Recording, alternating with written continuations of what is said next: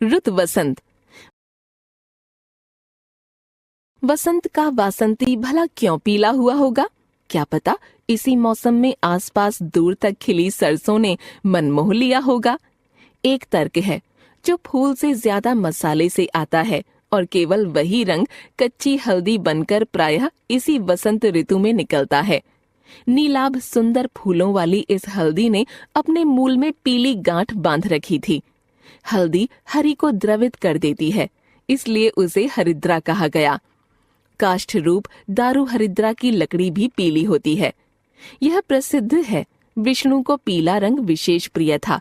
विष्णु के दो सर्वाधिक लोकप्रिय सनातनी अवतारों राम व कृष्ण को भी पीतांबर ही दिखाया जाता है। कृष्ण के लिए तो यह रंग सर्वाधिक रूढ़ हो चुका है।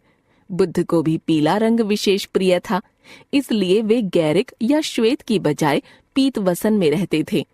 कला के सबसे प्राचीन रंगों में भी पीला रंग मुख्य रहा। फ्रांस की लेस्कॉक्स गुफा के 17,000 साल पुराने चित्रों में भी पीला रंग है। मिस्र के पिरामिडों के ताबूतों में भी। सबसे प्रदीप्त होने के कारण ट्रैफिक का यह प्रिय रंग भी है और कोहरे की अनिवार्य लाइट भी। रंगों की दृष्टि से इसे विज्ञान में द्वितीयक रंग माना गया है, लेकिन दूसरी व कलात्मक दृष्टि में यह सियान व मैजेंटा के साथ प्राथमिक रंग भी बन जाता है। प्रकाश के सप्तरंगी स्पेक्ट्रम में यह नारंगी और हरे के बीच आता है। लगता है इसमें हरित उल्लास भी है और जोगिया विराग भी। सो यह अपने अपने ढंग से अपने को बांचने की सुविधा देता है। कहते हैं रंगों में ठंडक भी होती है और बहुत गर्मी भी। रंग प्रकाश का ही तो रूप है और प्रकाश जब लौटता है तो कुछ ताप, कुछ तेज भी तो लेकर लौटेगा। इस प्रकार मानव मन ऋतु अनुसार हर मौसम को जो अलग रंग देता है, जैसे गर्मी का लाल, सर्दी का नीला, बारिश का हरा, वसंत का पीला, तो इसमें भी कुछ तो कला है, कुछ विज्ञान है। आधुनिक दुनिया कहती है रंग व्यक्तित्व को बताते हैं, पुरानी दुनिया कहती है रंग भाव को बताते हैं। चहक का पीला, डर का सफेद, उदासी का स्याह, गुस्से का लाल, प्यार का गुलाबी और शर्म का फिर लाल।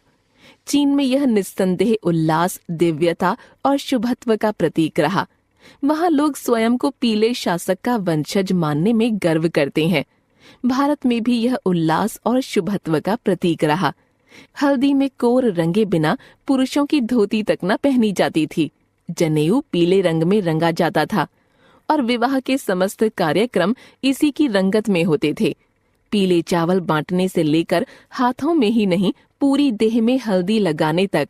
लेकिन सुना है पश्चिमी मनोविज्ञान में यह रंग आशा का प्रतीक नहीं माना जाता। शायद उन्होंने प्रकृति में चटख पीलापन देखा ही नहीं। इस तरह न हल्दी देखी, न कदली फल चखा, न सरसों उगाई, न अमलतास के फूलों की दहक देखी। देखे तो पतझड़ के पीले पत्ते। वसंत पंचमी, वसंत ऋतु चैत्र और वैशाख के आगमन की सूचक है। गीता में श्री कृष्ण ने कहा है, ऋतु नाम कुसुमाकरः, अर्थात मैं ऋतुओं में वसंत हूँ। 6 ऋतुओं में वसंत ऋतुराज के रूप में प्रतिष्ठित है, क्योंकि इस ऋतु में प्रकृति अपने पुराने वस्त्र उतार नए धारण करती है। शीत ऋतु के बाद नदियों के उद्गम स्थलों पर बर्फ पिघलने से धाराओं का नवीनीकरण हो जाता है। पेड़ पतझड़ के बाद नई कोपल धारण करते हैं। शरद ऋतु में पक्षी चुपचाप निवास करते हैं, लेकिन बसंत आते ही मीठे गायन करने लगते हैं। पीला रंग बृहस्पति यानी गुरु का प्रतीक है। सरस्वती आराधना बिना गुरु संभव नहीं, क्योंकि गुरु बुद्धि के देवता हैं। इस ऋतु में फसलें पकती हैं। स्वर्ण व पीले रंग का अपना रिश्ता है, अतः गुरु का महत्व ज्यादा है। भारत में वसंत पंचमी मनाकर वसंत ऋतु का स्वागत किया जाता है। इसी तरह विदेशों में भी वसंत ऋतु का स्वागत अलग अलग ढंग से किया जाता है। जापान में वसंत ऋतु का स्वागत रंग बिरंगे फूलों से किया जाता है। यह उत्सव ब्लूम ऑफ चेरी ब्लॉसम्स नाम से मनाया जाता है। इसमें फूलों के साथ साथ पारंपरिक कलाओं का प्रदर्शन भी होता है। लोग फूलों के बीच वक्त बिताते हैं और व्यंजनों का आनंद लेते हैं। स्विट्जरलैंड में स्नोमैन के बुत को जलाकर वसंत ऋतु का स्वागत होता है। इसे पुराने कपड़ों और पटाखों से बनाया जाता है। स्नोमैन को बूग के नाम से जलाने की यह परंपरा 16वीं सदी से चली आ रही है।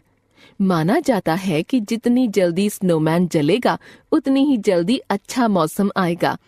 मेक्सिको कार्निवल में वसंत ऋतु की शुरुआत खुशी और संगीत के साथ होती है। रंगों और नाच गाने के साथ कई तरह की आकर्षक और सुंदर परेड भी निकाली जाती हैं। वसंत की शुरुआत के पहले दिन यह उत्सव शुरू होता है और हफ्ते भर तक चलता है। पोलैंड में वसंत ऋतु का स्वागत स्विट्जरलैंड की तरह ही किया जाता है। यहाँ लोग भूसे से एक गुड़िया तैयार करते हैं जिसे मरजानना कहते हैं। धूमधाम से सड़क पर इसका जुलूस निकालते हैं, फिर इसे जलाने के बजाय पानी में डुबोकर ठंड को विदा करते हैं।